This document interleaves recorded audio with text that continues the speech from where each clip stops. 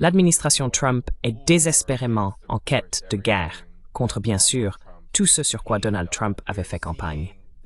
Nous voyons cette montée vers la guerre frapper le Venezuela. Nous avons vu l'embarras auquel Trump a été confronté en Corée du Sud lors du sommet de l'APEC, où Xi Jinping a présenté une réponse majeure à la guerre commerciale. En ce qui concerne l'Ukraine, la Russie continue de frapper le pays et de déployer de nouvelles armes comme le missile Burevestnik, pratiquement impossible à arrêter.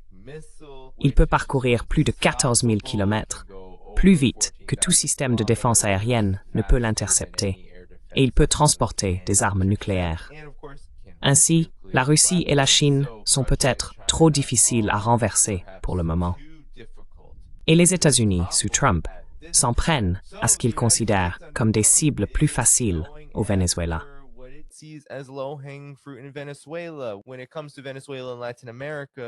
Lorsqu'il s'agit du Venezuela et de l'Amérique latine, nous savons qu'il y a toujours un moment où un pays, un gouvernement que les États-Unis n'apprécient pas, se retrouve sous la boule de démolition du gouvernement américain.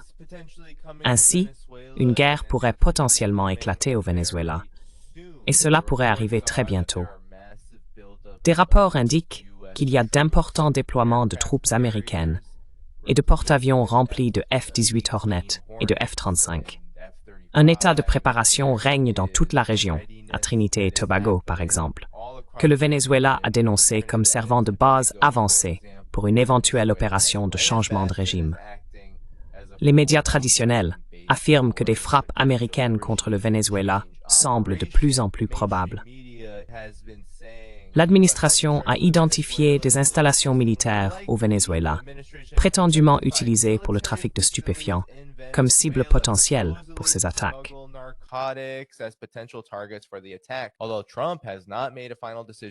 Bien que Trump n'ait pas encore pris de décision finale quant à la réalisation de frappes à l'intérieur du pays, les cibles potentielles envisagées seraient des aéroports et des ports sous contrôle militaire, y compris des pistes d'atterrissage et des installations navales, a rapporté le média en citant un responsable américain. Donald Trump a déclaré que ce n'était pas vrai. Marco Rubio a également affirmé qu'il n'allait pas faire cela.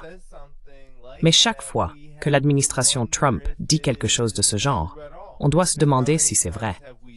Combien de fois avons-nous vu, par exemple, l'administration Trump soi-disant négocier un cessez-le-feu à Gaza ou discuter avec la Russie du conflit en Ukraine, pour ensuite approuver des frappes à longue portée ou permettre à Israël de violer constamment le cessez-le-feu. Ou peut-être même permettre à Israël de tenter d'assassiner des négociateurs pendant qu'ils discutent du plan de cessez-le-feu Trump.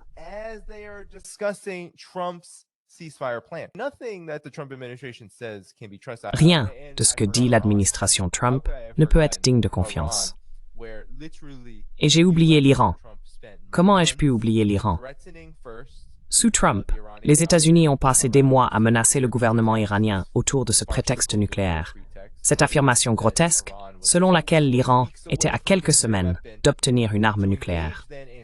Ensuite, ils ont entamé des négociations, et l'AIEA agit essentiellement comme un agent du Mossad, espionnant l'Iran et utilisant ces discussions pour synchroniser une frappe israélienne, qui s'est finalement révélée être une attaque surprise, menée principalement par des agents et des opérations du Mossad.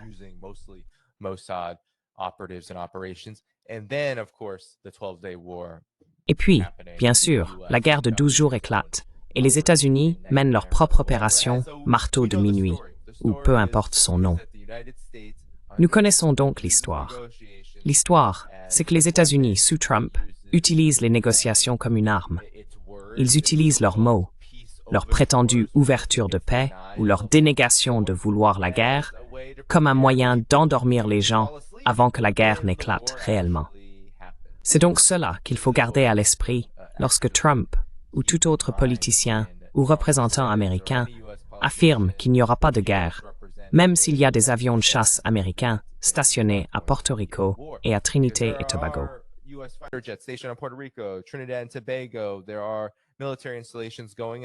Des installations militaires sont en train d'être construites, des troupes sont déployées. Ils ne font pas cela pour s'amuser. Ils le font pour préparer la population à la guerre. Cependant, la situation devient délicate, car le Venezuela n'est pas un adversaire aussi facile que ce que l'establishment de la politique étrangère américaine pense, ni que ce que beaucoup de personnes regardant cette vidéo pourraient croire. En raison des sanctions qui ont largement dévasté l'économie et du fait que c'est un pays plus petit. Mais le fait est que le Venezuela est le pays le plus riche en pétrole au monde. Il a également, malgré les sanctions qui l'ont durement frappé, réussi à maintenir sa souveraineté.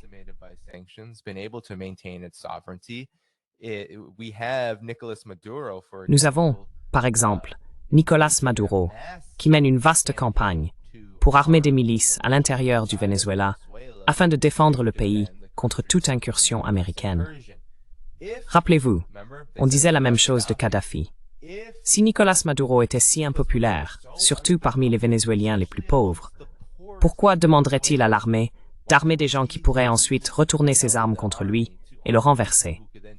L'idée ici, c'est que le Venezuela se prépare et que la situation pourrait ne pas être aussi simple que certains le pensaient, en particulier parmi les néoconservateurs et les faucons du Venezuela, les faucons d'Amérique latine au sein de l'administration Trump. Marco Rubio vient particulièrement à l'esprit.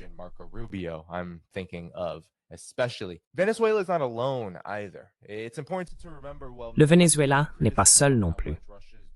Il est important de se rappeler que même si beaucoup critiquent l'ampleur de l'aide apportée par la Russie ou la Chine au gouvernement et au peuple du monde qui subissent les assauts les plus violents de l'Empire américain, ce n'est pas comme si rien ne se passait.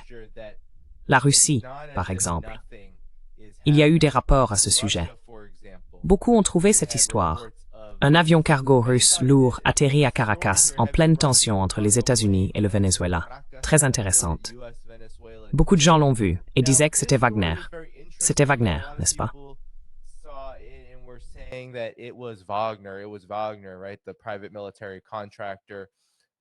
Le contractant militaire privé, qui avait joué un rôle crucial lors de la bataille de Bakhmut en Ukraine, a fini par être dissous en raison des problèmes de Yevgeny Prigojine et de tout le drame qui s'est déroulé avec Vladimir Poutine. Néanmoins, la Russie a envoyé, quoi que ce soit, tout ce que nous savons d'après les rapports, c'est qu'un avion de transport lourd, un modèle associé à l'ancien groupe de mercenaires Wagner de son armée, a atterri au Venezuela. L'avion de transport Ilyushin IL-76 est arrivé à Caracas après un voyage de 2 jours qui l'a conduit de la Russie à travers l'Arménie, l'Algérie, le Maroc, le Sénégal et la Mauritanie jusqu'en Amérique latine. L'itinéraire à multiples escales illustre les trajets détournés utilisés pour éviter l'espace aérien occidental ou d'éventuelles inspections de cargaison dans des pays hostiles.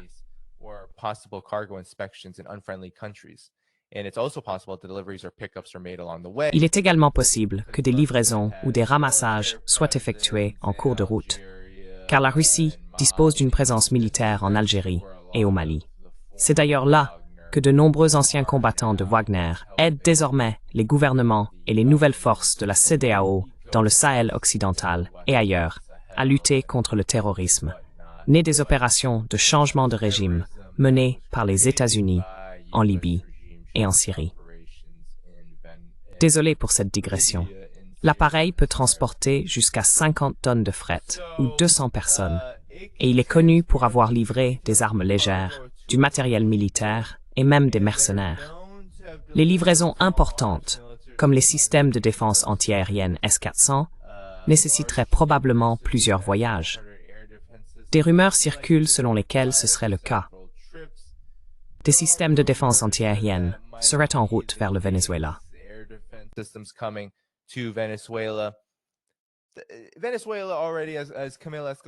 Le Venezuela possède déjà, comme l'a dit la journaliste Camila Escalante dans mon émission, des Su-35 et des S-300 russes.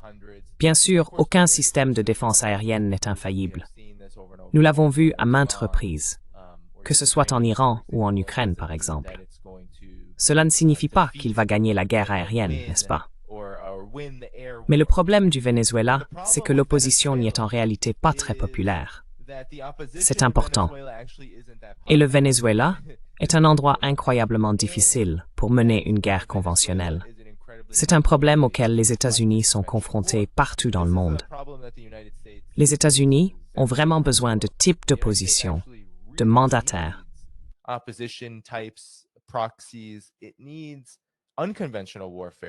Elle a besoin d'une guerre non conventionnelle, une guerre asymétrique. Car sans cela, son armée ne peut plus vraiment dominer comme autrefois. Non seulement parce qu'elle vieillit, qu'elle est motivée par le profit, et pour toutes les raisons que j'explique dans mon émission, mais aussi parce que la manière dont les États-Unis mènent une guerre, bombarder jusqu'à l'âge de pierre, puis envahir avec un nombre massif de troupes, ne rallie pas forcément qui que ce soit. Pendant la guerre du Vietnam, et même pendant celle d'Irak, on parlait sans cesse de gagner les cœurs et les esprits. Ridicule. Non. Vous n'allez pas obtenir le soutien d'une population si vous la bombardez, si vous détruisez son pays militairement, si vous violez ses femmes, si vous les agressez, si vous détruisez des familles en bombardant.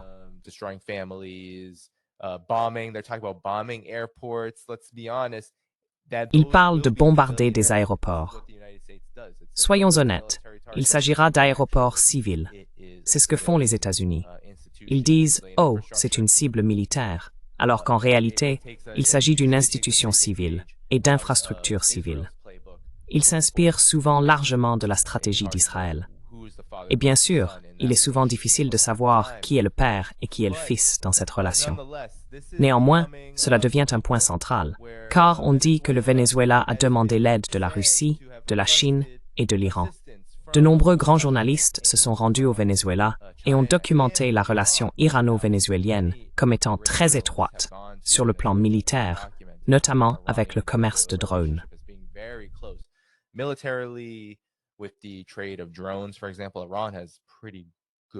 Par exemple, l'Iran dispose de drones assez performants, une technologie très avancée, ainsi que d'un certain commerce, n'est-ce pas? Ces deux pays sont sous sanctions et ils mènent entre eux des activités économiques pour atténuer ces effets, car chacun possède des ressources dont l'autre peut avoir besoin. On trouve même des marchés iraniens dans les rues de Caracas, par exemple, où les gens peuvent se rendre. Et je sais que The Grey Zone a déjà publié des reportages à ce sujet. Voici donc le rapport en question. Des documents américains ayant fuité. Ce sont des documents américains, donc à prendre avec des pincettes, révèlent que le Venezuela cherche à obtenir des systèmes radars, un soutien en matière de missiles et des réparations d'aéronefs auprès de ses alliés dans un contexte de tensions croissantes.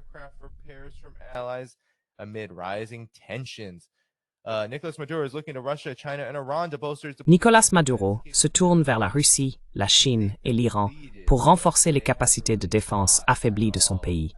On parle de capacité affaiblie, mais le Venezuela n'a en réalité mené aucun combat pour le moment, même s'il fait face à une présence militaire américaine accrue dans les Caraïbes.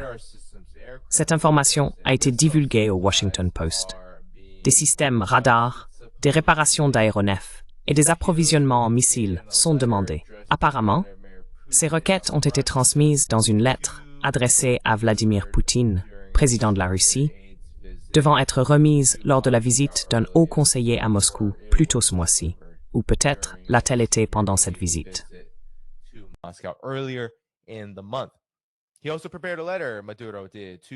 Il a également rédigé une lettre, Maduro donc, adressée au président chinois Xi Jinping, sollicitant un renforcement de la coopération militaire en réponse à l'escalade entre les États-Unis et le Venezuela, selon des documents publiés par le journal.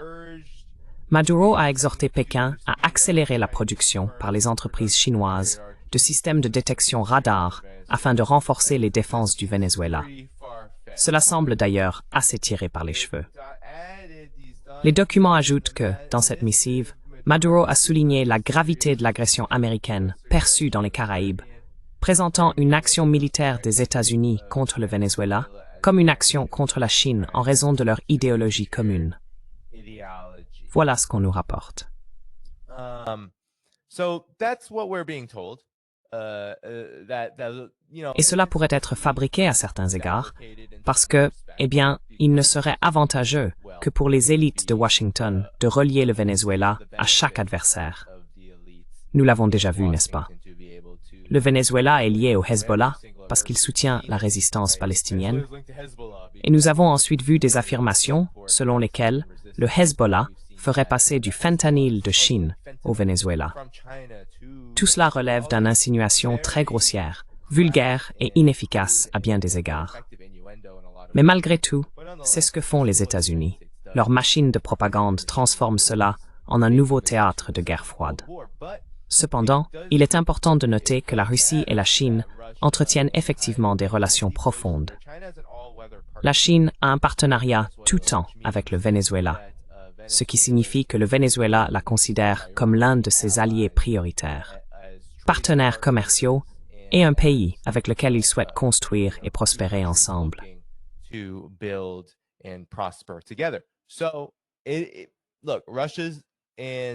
Écoutez, la Russie et la Chine n'ont jamais dit qu'elles ne soutiendraient pas militairement les pays avec lesquels elles ont des partenariats.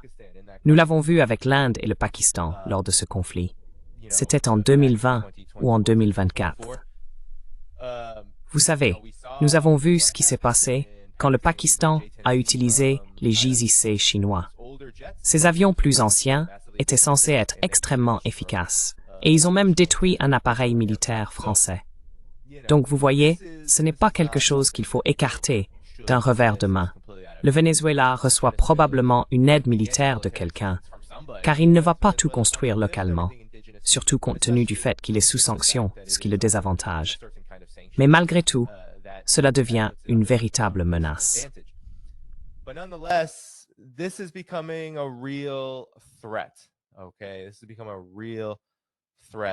C'est devenu une véritable menace pour le Venezuela, les opérations de changement de régime. Les gens doivent comprendre pourquoi cela se produit à plusieurs niveaux. Depuis 1998, lorsque Hugo Chavez a été élu président, le Venezuela poursuit son propre projet politique et économique que les États-Unis n'apprécient pas. Le Venezuela a nationalisé son pétrole et a tenté de redistribuer cette richesse pour financer le logement social et divers autres projets. Il a construit des millions de logements pour les Vénézuéliens les plus pauvres afin de contribuer à réduire la pauvreté. Même aujourd'hui, sous sanction, le Venezuela continue d'investir autant qu'il le peut pour s'assurer que ces sanctions ne détruisent pas la vie des gens ordinaires.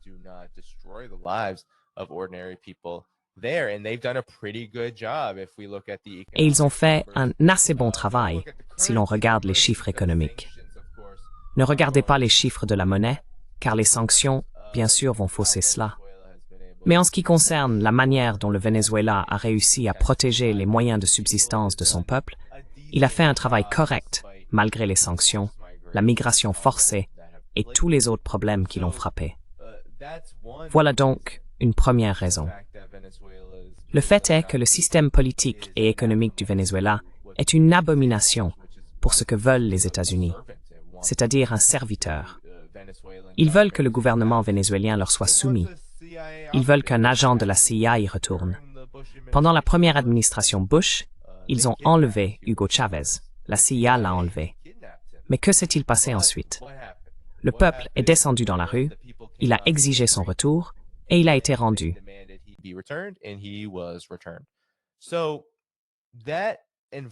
Donc, cet environnement politique n'a pas nécessairement disparu. Une autre grande raison, c'est le pétrole.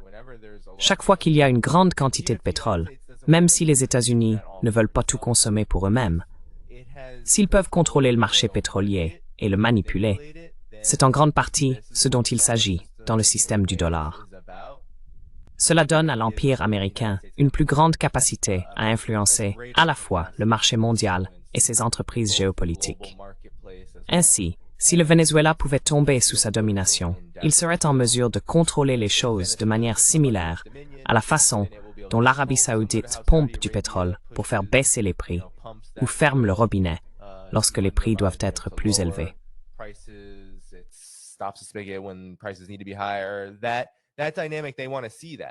Cette dynamique, ils veulent voir cela. Ils veulent voir ces ressources retirées des mains du peuple et du gouvernement vénézuélien pour être placées entre les mains de ceux qui obéiront aux ordres des États-Unis. Une autre raison, et je pense que c'est peut-être la raison politique la plus importante, en gardant à l'esprit ces deux dynamiques, c'est le monde multipolaire. Le Venezuela est l'un des derniers gouvernements. Nous avons le Brésil sous Lula, qui connaît de nombreux problèmes internes, bien plus que le Venezuela lui-même. Donc, le Venezuela, le Brésil, il ne reste pas beaucoup de pays, n'est-ce pas?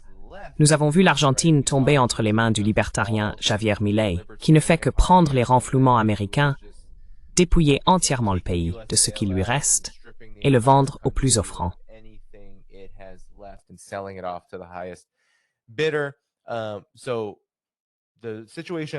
La situation en Amérique latine est très grave. Mais lorsqu'il s'agit du Venezuela, de Cuba et des Caraïbes, lorsqu'il s'agit du Brésil et de ces pays, les États-Unis veulent étouffer et briser la multipolarité. Le Venezuela est donc un point d'attention particulièrement important à cet égard. C'est l'ennemi public numéro 1, ou peut-être 1A. En général, c'est Cuba qui occupe la première place. Mais malgré tout, le Venezuela, compte tenu de ses ressources pétrolières abondantes, prend souvent encore plus d'importance que Cuba. Voilà les raisons. Et la question maintenant est de savoir s'ils réussiront. Seront-ils capables de l'emporter au Venezuela dans une guerre si elle devait éclater? Car ce n'est même pas garanti qu'elle ait lieu.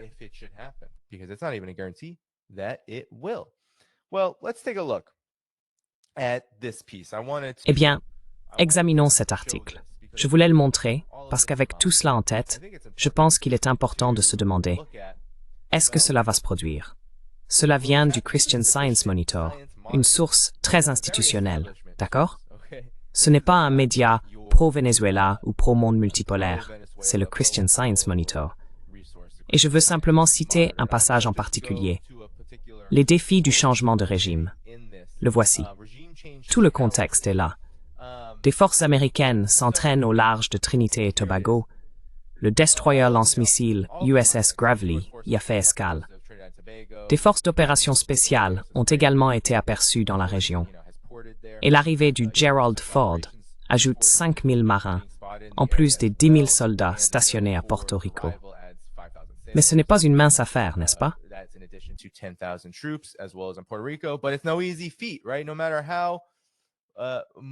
Peu importe à quel point les États-Unis militarisent la région, ils devraient déployer une force de 50 000 soldats. Et certaines estimations d'experts militaires parlent même de 200 000 pour s'engager dans une guerre terrestre. Je ne pense pas que cela arrivera, car je ne crois pas que les États-Unis ni l'administration Trump puissent se permettre une guerre terrestre sans perdre complètement les élections de mi-mandat. Et ensuite, bien sûr, cela pourrait totalement délégitimer le soi-disant mouvement de développement MAGA, ou quel que soit le nom qu'on veuille lui donner. Ce serait terminé, fini, clos. Il y aurait une migration massive hors de ce mouvement. Ce serait le chaos. Et en fin de compte, il remettrait, pour ce que cela vaut, puisque les démocrates sont des bellicistes et des agents de l'Empire, le pouvoir politique aux démocrates, sans que ces derniers aient à faire quoi que ce soit.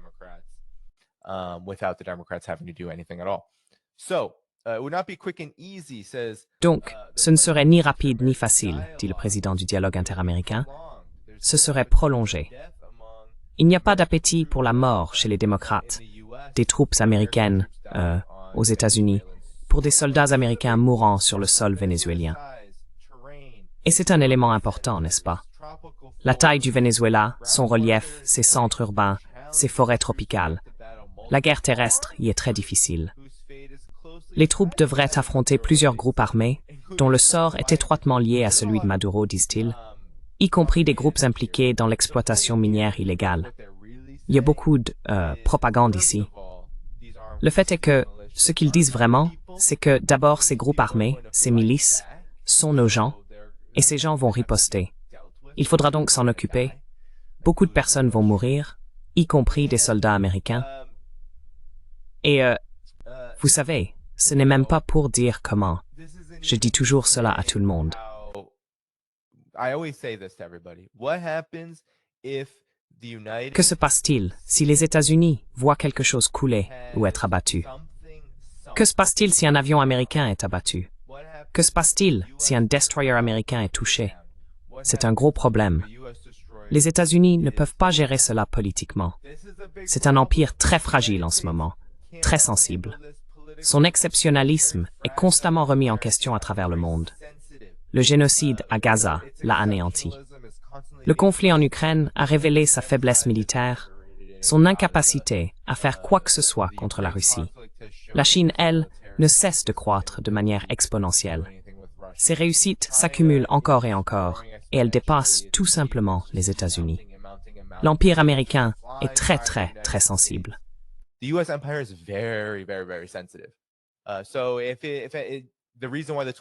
Donc, la raison pour laquelle la guerre de 12 jours avec l'Iran a dû se terminer, c'est que les États-Unis craignaient énormément qu'Israël ne soit aplati, au point que, oui, peut-être qu'il existerait encore, peut-être pendant un certain temps, mais ce serait très embarrassant pour les États-Unis de ne pas pouvoir protéger Israël.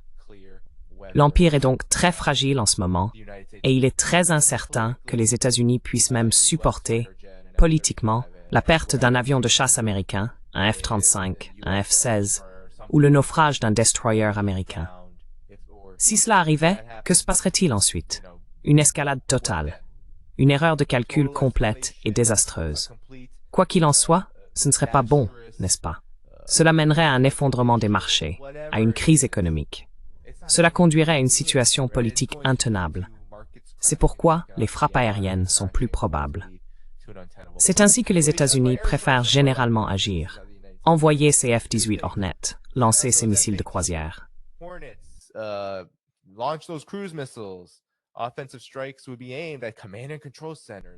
Les frappes offensives viseraient les centres de commandement et de contrôle. N'est-ce pas? Non, non, non, non. Il y aurait des frappes pour soumettre la population.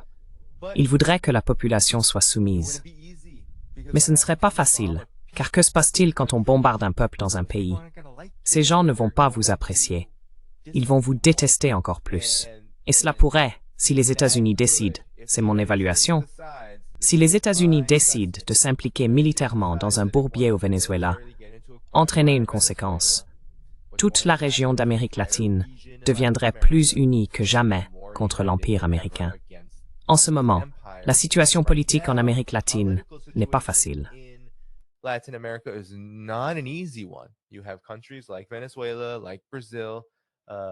Vous avez des pays comme le Venezuela et le Brésil en Amérique du Sud, par exemple. Ils essayent de tracer une voie vers la multipolarité et une certaine indépendance vis-à-vis de la politique étrangère des États-Unis. Mais beaucoup de pays restent coincés avec des régimes et des gouvernements très soumis. L'Équateur, par exemple. Et même la Bolivie aujourd'hui, qui fut autrefois un bastion de l'indépendance en Amérique latine, sous Evo Morales puis sous Luis Arce, ne l'est plus. Ils viennent de perdre cette élection. L'élection est revenue aux soi-disant centristes, ce qui signifie généralement un parti ou un groupe politique prêt à vendre les ressources aux États-Unis et à l'Occident.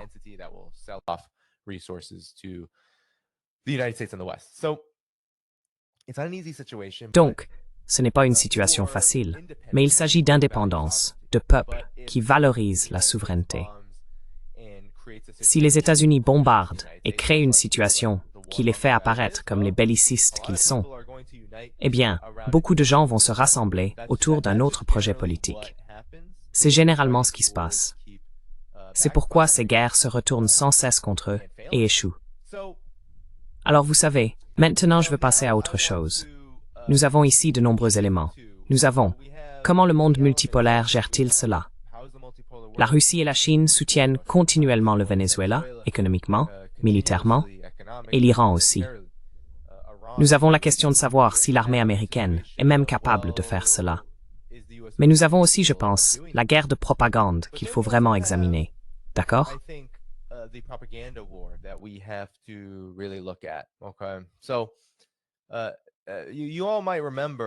Alors, vous vous souvenez peut-être que Maria Corina Machado, la figure de l'opposition vénézuélienne, a remporté le prix Nobel de la paix cette année.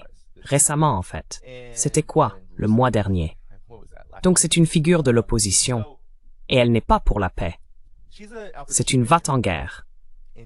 Ce qui est très révélateur de ce que je considère comme une véritable opération, lui attribuer le prix Nobel de la paix, la consacrer comme chef de l'opposition, ce qu'elle n'est en réalité pas. Et je vais vous le montrer, mon ami Ben Norton l'a démontré, c'est que Maria Corina Machado n'est pas seulement opposée à la paix, elle réclame activement la guerre. Elle est passée dans les médias occidentaux grand public. Elle a récemment parlé à Bloomberg et a littéralement déclaré qu'elle soutenait que les États-Unis bombardent son pays. Voilà.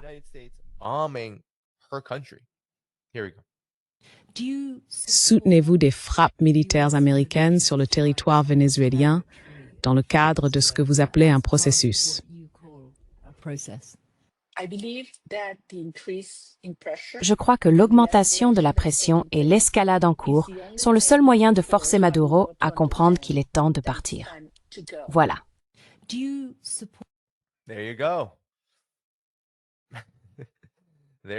Voilà, c'est ce qu'elle soutient. Elle dit que l'escalade est la seule façon de faire comprendre à Maduro. Qu'est-ce que cela veut dire? Que c'est la seule manière de le renverser, non? Mais cela montre quelque chose. Les gens devraient comprendre que si la figure de l'opposition censée être si pro-démocratique appelle à des frappes militaires américaines, qu'est-ce que cela dit de son projet politique? Rappelez-vous, elle est du genre à être liée à Juan Guaido. Où est-il? Il a été adoubé par l'administration Trump pendant son premier mandat. Et qu'est-il devenu? Parti. Il est parti. Il est parti parce que personne ne l'aime. Je ne sais pas où. Il est à Miami quelque part, vivant sa vie, financé par la CIA, quelque part jusqu'à sa mort.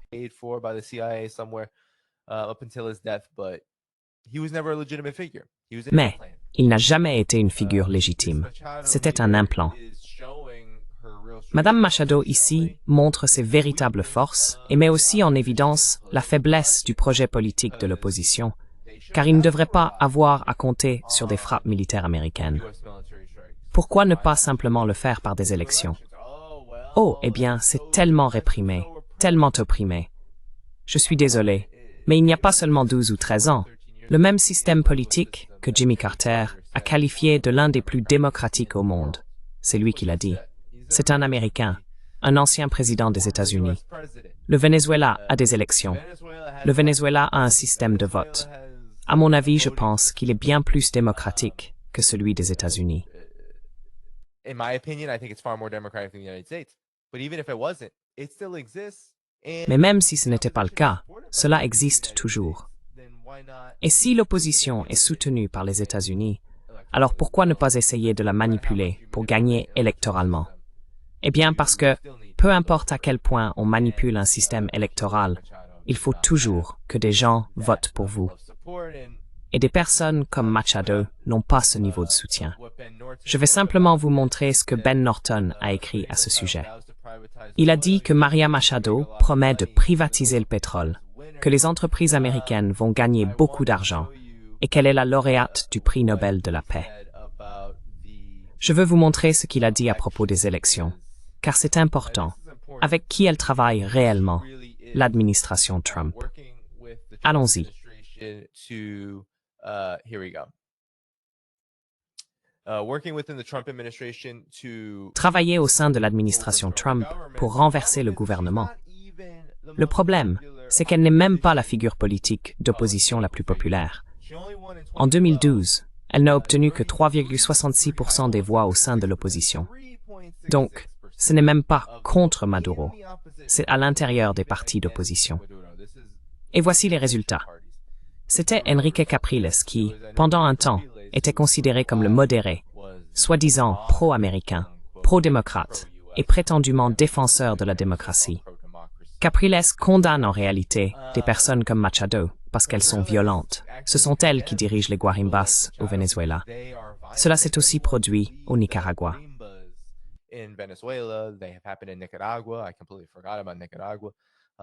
J'avais complètement oublié le Nicaragua, mais le Nicaragua, il mène ces soulèvements violents de riches, des riches payés par d'autres riches pour faire des choses terribles, comme blesser des gens ordinaires et des travailleurs dans la rue, afin de créer le chaos et de donner l'impression que le gouvernement doit être renversé parce que la situation est ingérable.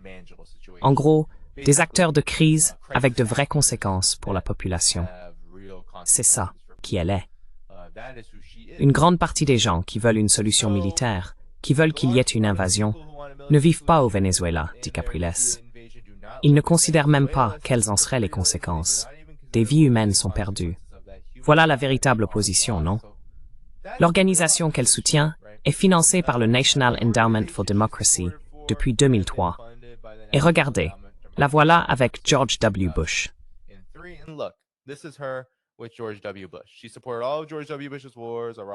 Elle a soutenu toutes les guerres de George W. Bush, Irak, Afghanistan, etc., etc. C'est ce qu'elle est. C'est ce qu'elle est. C'est ce que Maria Corina Machado représente. C'est ce dont nous devrions être conscients à son sujet.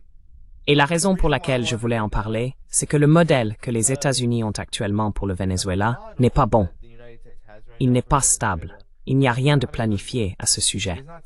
Les États-Unis utilisent le prétexte des stupéfiants et tout cela, ce qui est ridicule, car le Venezuela n'est pas la principale force du trafic de drogue en Amérique latine. C'est la DEA, soyons honnêtes. C'est les États-Unis eux-mêmes. C'est quelque chose qui dure depuis des générations. Cherchez Gary Webb. Renseignez-vous sur le scandale Iran-Contra, qui est effectivement passé par des pays comme le Nicaragua pendant le mouvement des contrats antisandinistes. Les proxys, les forces violentes que les États-Unis soutenaient.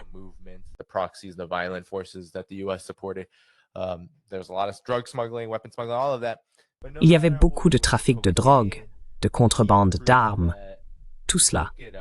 Mais quoi qu'il en soit, avec la cocaïne, il l'a prouvé. Cherchez-le.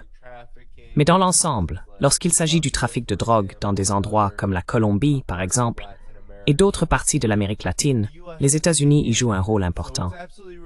C'est donc absolument ridicule. L'administration Trump bombarde simplement des bateaux, tuant des dizaines et des dizaines de personnes. Nous ne savons pas qui elles sont. Ils bombardent juste les bateaux. Et c'est pas du tout une stratégie. Les États-Unis n'ont pas de stratégie ici.